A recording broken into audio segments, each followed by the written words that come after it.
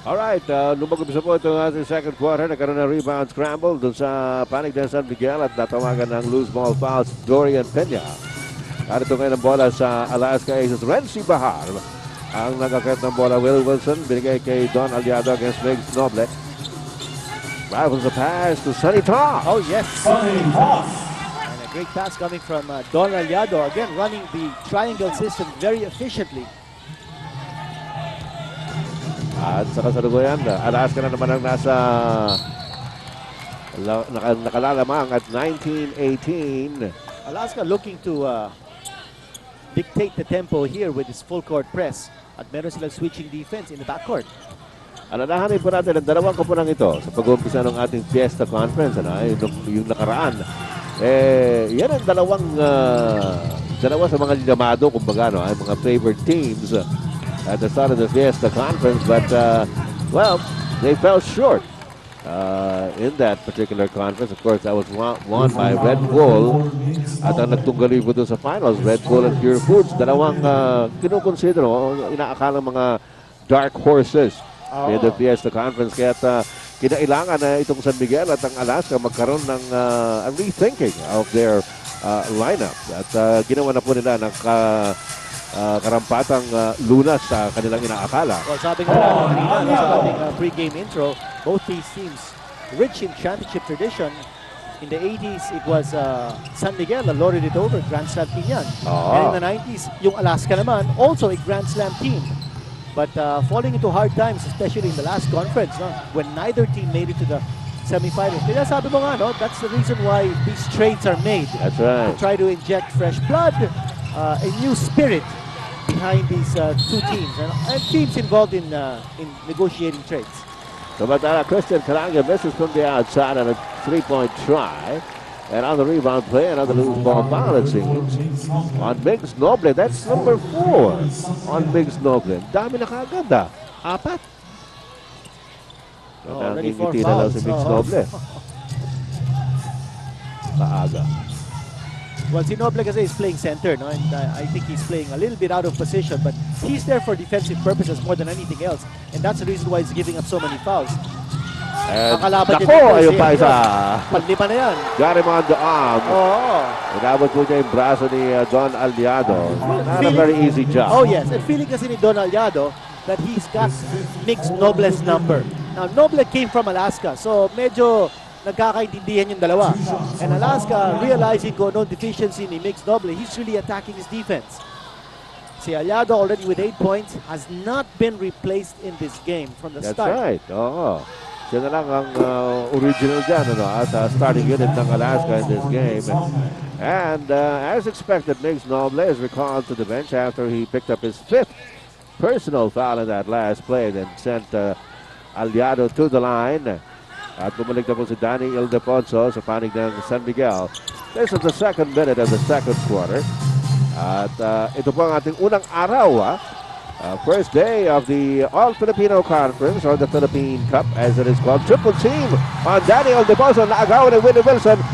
Bajar back to Wilson who scores underneath. Ito yung sinasabi ko, yung full court press at saka yung switching defense ng Alaska, and he's giving San Miguel some problems here in bringing up the ball.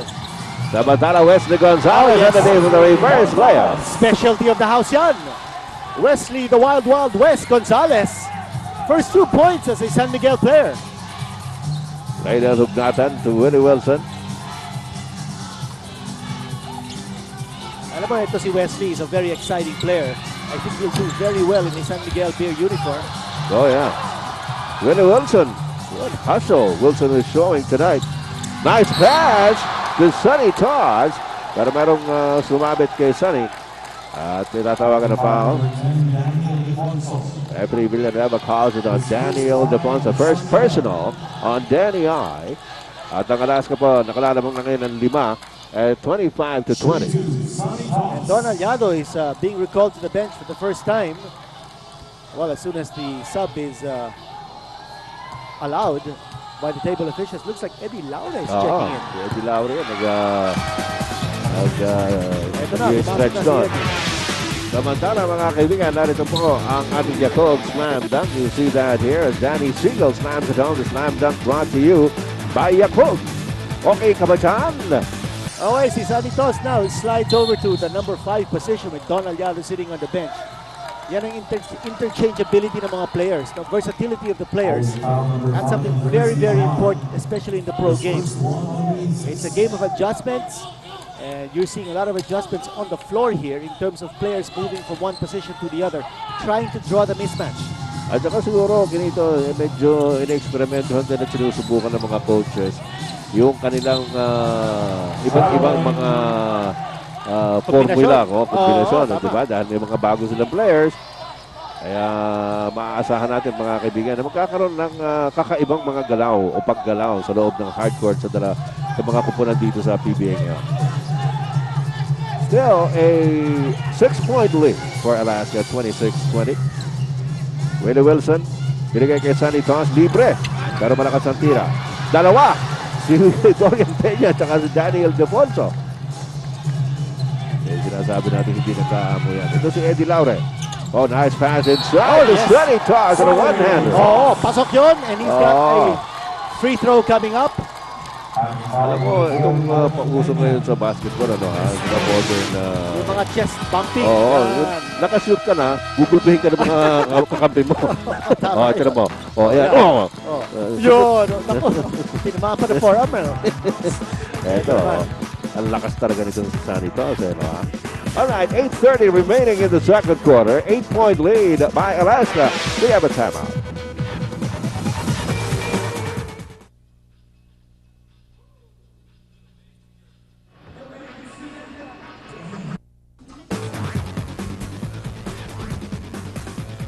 At tutunayan po ninyo mga kaibigan, ang kampo naman ng Alaska. Ito, nakita si Coach Tim Cohn, of course, assistant coaches, Dickie Bachman, Luigi Trilla, and of course, the team manager, the ageless, Wai, the man, Trillo.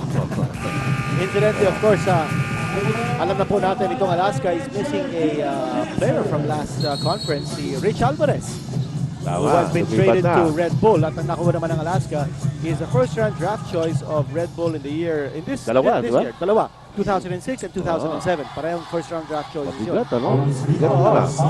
Naman nakakausap ko si Coach Yang Gial. Doon nga sa Thanksgiving party ng Red Bull. Kagabi. Yes, oo. At sabi nga niya that it was something that he just couldn't pass up. That a young team, sabi nila, you usually go to the draft to get young players, but they have a lot of young players. And passing up the opportunity of putting together the core of the Blue Eagles championship team. And of course, a player of Alvarez's caliber, sabi nga, it was just too good to pass up. Nagkwento rin sa atin yan ni Mr. Arben Santos na siyang nangangalaga dito sa mga player na atinista. Of course, si team manager Tony Chua also very instrumental in getting putting those things together. Tapos napapag-usapan din namin yung pagkuha ni James Penny. Of course, credit goes to the Red Bull consultant, si Andy Howe. He's got a keen eye in looking for these players, these imports who fit into the system. Matagal na yan. Pero bata pa. Dr. J, hanga tayo kay Andy Howe. Kaibigan natin yan. Chris Caragia tonight, inalagaan tayo mabuti kagabi. Bagay lahat naman mga taga-Red Bull. Maraming salamat po at congratulations muna. Yun kagabi, inimbita po mga media at mga kaibigan ng Red Bull for a Thanksgiving dinner party ng Red Bull. Okay, at ito namang San Miguel versus Alaska ba? There is a history between these two teams. Kung titingnan natin ang record books ng last Philippine Cup last season, itong San Miguel eliminated Alaska in the quarterfinals. 2 straight in a best-of-3 series. Kanya may axe to grind tong Alaska sa San Miguel. There is a reason why Alaska is playing with grim determination against San Miguel. Not only because they have not made it to the semifinals of the last 6 conferences, but because it is against San Miguel that they're up against. That was Reynal Hugnatan. Nagulat tayo doon. He doesn't normally take that kind of a shot, pero pumasok. At umabante na naman ang Alaska ng siyam at 31-22. Danny Siegel lamang kay Reynal Hugnatan. Siegel ngayon, biglang tumira. Wala. Loose ball, napunta ulit kay Siegel. Siegel against Hugnatan. Well covered by Hugnatan. Ang ganda ng depensa ni Reynal doon. Ito ngayon si Rensy Bajar, sumasagit siya dito sa front court. And a look-away pass. Like we always say, he should have looked. Ito ngayon si Olsen Racela. And he kicks it back to Dondon Ontiveros. Offensive board, Danny Siegel. And they give it to Olsen Racela. Down low to Daniel Defonso. Banggaan sa loob. Si Willie Wilson. Ande si Eddie Laure. At yung bumagsak si Dondon Ontiveros. Ano nangyari dito kay Eddie Laure? You know, looked like a promising player just a few years back. Nagkaroon yata ng injury doon naman sa Pure Foods. Exactly, yes. But he was once an MVP, kung di tayo nagkakamali, sa finals ng Metropolitan Basketball NBA, Association. Naging national player yan. Napanood ko sa Kuala Lumpur in the 2001 SEA Games. But he's had a string of injuries. Tapos, you know, he's never really been able to recover given the playing time. But now it looks like for Alaska, mabibigyan ng pagkakataon dito. He's a left-handed player. Yeah. And he certainly can score and shoot the ball. Just like Chris Calagio. He got a couple of aces up in the air. Eddie Laure will be called for his third personal foul. Now with Alaska sprinting to a 9-point lead, big difference here is that nung first half, pumapasok yung mga tira sa labas ng San Miguel. Now in the second quarter rather, hindi na masyadong consistent yung kanilang accuracy from the outside. And I think they need to make a little adjustment, no? They can't go for those outside shots, which are low percentage shots, all the time. They need to be able to work the ball to the post. Problema, yung mga malalaki ng Alaska, nando dun eh. They've got a very big front line with Sonny Toss at saka si Reynel Hugnatan. And, but you know, it's a matter of working the ball to the post, going to players like Dorian Peña, who's not on the floor right now, and Daniel Defonso, and then working the ball patiently to go for either the kick out or drawing the double team. Samantala, pumasok mo mga free throws and the lead is down to 8 at 31-23. Reynel Hugnatan out to Mike Cortez. Looks like a zone defense being played here by San Miguel. Eddie Laure deflected to Sanitas. Takes care of it from underneath the basket. That's another offensive rebound and a putback once more. Dondon Ontiveros. Turnover. Ang bilis ng dating niya pero nabitawan ng bola. Natapig sa kanya. Reynel Hugnatan looking inside. Nobody there. Dalawa kay Eddie Laure. Laure off to Mike Cortez. 6 minutes and 14 seconds remaining in the second quarter. Wilson out to Cortez. Cortez zigzagging up to Eddie Laure at the baseline. Dalawa sa kay Cortez. Inabot na. Now 24 seconds shot clock. Alam mo, maganda yung adjustment ni Coach Joseph Chico and using that zone defense. It took away the inside play ng Alaska. No? They couldn't get the ball in the hands of Sonny Toss to even start the triangle. And as a result, medyo nagkaroon ng breakdown in the offense. They didn't know who was going to take the shot because in defense ng San Miguel made Alaska have second thoughts on how to run the offense. Maganda yung adjustment ni Coach Chico. And Eddie Laure following the footsteps of Mix Noble. Sandali lang dito sa loob ng hardcourt. Nakaipon na kaagad ng 4 na foul. Alam mo kaminsan, if you haven't played in a long time and you're given an opportunity to play, parang in your over-eagerness, napapafoul ka ng alanganin eh. And I think that's what happened with Eddie Laure. He only took 1 shot and he was blocked. Yeah, Sonny Toss and Eddie Laure go back to the bench in favor of Nick Velasco. And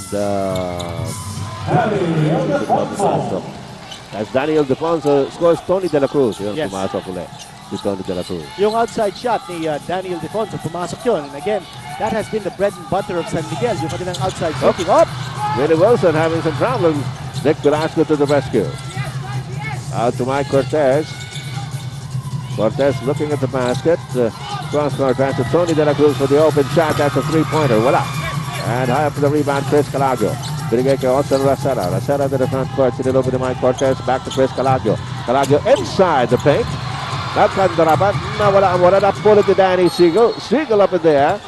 At may foul na tatawagin. Coach Tim Cole, medyo naglalagot to the sidelines. Calling out to his players. Well, San Miguel's playing more aggressively now in trying to get inside the paint and closer to the hole rather than just taking the shots from the outside. That's also the reason kung bakit they're going to the foul line. They've become more aggressive and they're drawing the contact from Alaska, which is really, really key in getting your offense going, you also want to go to the line. Samantala, ang maaga pumasok sa penalty yung San Miguel Beer. Pero ngayon, itong Alaska nasa penalty na rin. Danny Siegel, however, uncharacteristically misses on the first free throw. And we have Jeffrey Carriazo coming back in para kay Willie Wilson, who did well on the hardcore without a good hustle there. Para kay Willie Wilson. Siegel. Yes. Ayun, got a good bounce there. Oo, akala ko, dalawang sunod na mintes. For Danny Siegel, he just went 1 out of 2. He hit 72.4% from the foul line in the last conference. Pretty decent. Carriazo. Hugnatan. They kick it out to Cortez. Back to Carriazo. Drop pass to Reynald Hugnatan. Oh! Kaliwete yan eh. Kala na ginamit niya eh. Kasi alanganin yung pwesto na hindi niya. Akala niya titira na. Nakuha niya yung pasa. He had to use his right hand. Eh, kaliwete yan eh. Kaya medyo alanganin yung tira. Okay, nasa penalty situation ng Alaska. Gawa ng sunod-sunod na foul galing kay Eddie Laure. Apat na sunod-sunod yun. Beneficiary now is Chris Calagio, who will go to the line. Si Calagio, yes, he has 3 points in this game so far with 3 rebounds. Player coming off the bench for Coach Joseph Chico. Only player who switched teams na hindi pa naglalaro dito is Mark Kong. That's right. Hindi pa natin nakikita. All eyes are on Mark Kong. Let's see whether he's the real deal or not. No, he's 6'5", 225 pounds. He was a draft choice ng Alaska in the last draft. Pero hindi siya naglaro, no? Last conference. So, fans are wondering whether he can contribute solid numbers to San Miguel. Samantala, swarming defense here by San Miguel. At the press break here by Alaska. Nick Velasco. Blocked by Danny Siegel. Pero meron foul. Tumama yata sa Sigo. Nick Velasco. And referee Kalungkagan calling that on Danny Siegel. Well, Velasco, after scoring 7 points in the first period, hindi pa nakaka-score dito, ha? In the second quarter. Maagang ubusog ito si Nick Velasco. No? He started for Alaska in this game. And as Kinito Hanson said, 7 sunod-sunod na puntos halos ang ginawa nito si Nick Velasco. And he misses on that free throw. Ito po yung isa sa mga featured natin kanina sa pag-umpisa natin laro doon sa palitan ng Alaska at ng San Miguel. Si Brandon Kablay naman ang napunta sa San Miguel Beer. Daniel Deponce at midcourt up against Don Aliado, Chris Calagio, Tony De La Cruz. Olsen Racera. Binigay kay Danny Siegel. Siegel against Velasco. Inside to Daniel Deponce. Quick turn. At merong loose ball foul. Now both teams in the penalty. Oo nga. So that means free throws coming up. Kung sino man ang tatawagan ng foul, sigurado merong free throws. Natulak si Don Tiveros doon. And Nick Velasco just picked up his 3rd personal foul. Maayong gabi sa atong mga higala. Labi na diha sa Sugbo. Taga diha manggod niya si Don Ontiveros. Kumusta kamuntaran? Diha sa kabisayan sa Mindanao. Ang inyong alagad. Ed Bixon. Nakauban natin si Kinito Henson at si Peter Martin. Dito po tayo ngayon sa Araneta Coliseum in Cubao, Quezon City, witnessing the game between Alaska and San Miguel in the first day, opening day ng ating Philippine Cup All-Filipino Conference ng inyong laban kung laban na PBA. Velasco recalled to the bench. Meron na siyang 3 personal fouls. Sonny Toss checking back in. Jeffrey Carriazo. Off now to Mike Cortez. Back to Carriazo. Top of the key 3-point shot is no good. Cortez for the rebound. Another offensive board here by Alaska. Carriazo. Binigay kay Tony De La Cruz. De La Cruz looking around. Finds Don Aliado. Ano to si Carriazo the bounce pass. Mike Cortez looking around. Oops. Cortez running into Don Ontiveros, and a blocking foul is going to be called on Ontiveros. Lucky break there for Alaska because that offense is going nowhere. Yeah. They were far away from the basket and they were just passing the ball back and forth without anyone getting a clear look because nandun yung depensa. So lucky break for Alaska na naka-pick up sila ng foul galing sa San Miguel. Here's Mike Cortez. Si Cortez hindi pa nakaka-score sa game na to. Got his first point right there. At inangat na naman niya ang kalamangan ng Alaska up to 6 points at 34-28. Pero pang isa para kay Mike Cortez. Medyo mahina. And De La Cruz has the rebound para sa that was Danny Siegel who got the rebound para sa San Miguel. Also Rosella. Lumalabas si Brandon Cablay pero hindi maibigay ni Rosella. Ito yung sinabi natin kanina, no? Pwedeng uno, pwedeng dos. That we can expect Rosella and Brandon Cablay to play together to form a very tough combination in the backcourt, especially when they start going for the trap in the backcourt. Ito si Mike Cortez, bigay kay Aliado. Ato Cariaso. Oh yes, deadly. From the outside as always. Tumapak lang sa linya. 37-30. 7-point lead Alaska. 2 minutes and 53 seconds remaining here in the second quarter. Inabot kay Brandon Cablay against Jeffrey Cariaso. Cablay. And Daniel Defonso from the outside. Almost. Now you notice na nawala dito sa San Miguel yung kanilang post play, no? There's no one posting up. You see Daniel Defonso taking the shot from the outside instead of posting up. Let's see what San Miguel does in this offensive. Yung si Dorian Peña kung nandyan, post up. Yes, oo. Kailangan nila someone to be able to draw that defense inside. Oh, what a nice change of direction. Ganda naman ang saksak na yun ni Olsen Rosella using his left hand on the shot. And cutting the lead of Alaska down to 5 at 37-32. Dito po sa ating second quarter with 2 minutes and 20 seconds remaining in this period. We have a timeout.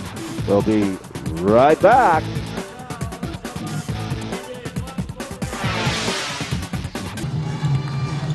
Cariaso. Out to Cortez. Ito ngayon, lumalabas si Tony De La Cruz sa baseline.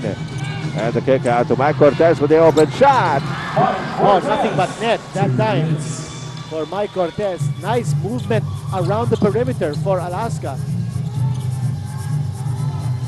Here's Cablay. And nilabas kay Tony De La Cruz. Kay Danny Sigo. Kung napagkakamalang Tony De La Cruz sa Danny Sigo. Dahil sa buhok. Oh. Hey, nice handoff to Dominic the baseline drive. Oh, something out of the playbook of Pete Carrill, Princeton, who's now an assistant coach of the Sacramento Kings. Backdoor play, ganda. A minute and a half to go in the second quarter. Mike Cortez, Reynald Hugnatan. Ito yung kanila pasahan bago umandar yung play. And Tony De La Cruz with the offensive board. Ang dami ng offensive rebounds ditong Alaska. At dyan po namamayagpag itong Alaska isa sa kasalukuyan. They've got a 7-point lead. Doon sa pera to bounce pass to Daniel Defonso. Defonso against Aliado Matras. And loose ball picked up by Reynald Hugnatan. Cortez inside. Wala. And may offensive rebound na naman ang Alaska. At Cariaso. Tony De La Cruz. And again, San Miguel settling for that zone defense. And they go to the outside shot to try to beat it. Daniel Defonso says enough. Para sa San Miguel Beer, here's Olsen Rosella. 33 segundos na naman nalabis sa second quarter. Nakandaraman si Olsen Rosella gets it over to Don Tiberos. Wala. And Hugnatan once again para sa rebound for Alaska. San Miguel has tried penetrations. They haven't been able to get consistent points off the drive. They go to the outside shot. Wala din consistency. That's why they've fallen behind by 7 points here as we are 21.5 seconds away from ending the first half. Alright, yan nga po ang ating oras na nalalabi at 30-second timeout lang itong tinawag ni Coach Tim Cohn as they try to fashion out a play para dito sa what could be their last possession in the second quarter. At ito pa lang ating Pure Foods Bacon 3-point play. At makikita po natin yung tikada ni Sandy Kao sa ilalim. Natawagan pa ng foul. So bibigyan ng free throw. Siyempre pumasok. That's brought to you by Pure Foods Bacon with 3 variants. Honey cured, maple, and the newest lean and mean bacon. Oy, yung mag-coach at assistant coach ng Pure Foods. Brian Gregorio and Ronnie Gonzalo. At saka ni Shot Tangin din para kay Ginebra. Also in the house. scouting the teams. Dahil kailangan yan, ano? Lalong-lalo na ngayon na may mga pagbabago sa iba't ibang mga koponan. Ano, ha? So, kailangan makita ninyo kung anong mga adjustment. O, sino yung kumakain doon nakatabi ni Shot Atkinson? Si Nay. Julio Salor yata yun, ha? Sino? Assistant coach ng Ginebra. Ah. Masarap pa kain. Ano nga kain nun? Green out of foul is called. And it will leave 5 seconds on the game clock. At gaya ng nabanggit natin, ano, kanina po nasa penalty to San Miguel Beer. So 2 shots here para kay Tony De La Cruz. Well, exasperated look on the face of Coach Joseph Chico. An outside shot. And then you give up a foul. Paubos na ang oras sa half. And Tony De La Pati Cruz. sa shot clock, 4 seconds na sa shot clock. And De La Cruz is very accurate from Magaling the yan. free throw line. 65% free throw shooter.